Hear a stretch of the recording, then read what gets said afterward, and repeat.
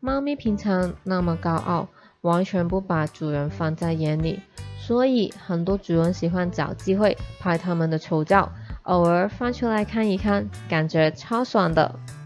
日本推主分享了自家猫咪睡着的照片，那离奇的睡姿把网友都笑翻了。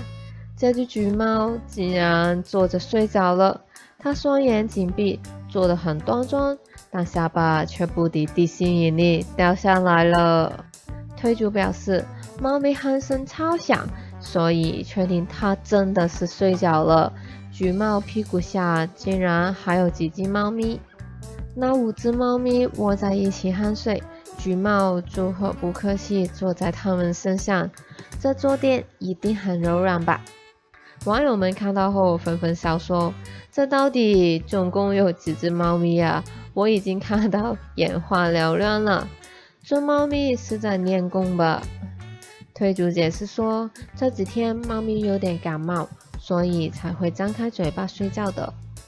但它明明可以躺下来跟大家一起睡，却非要坐着，是怕窝在一起睡太挤吗？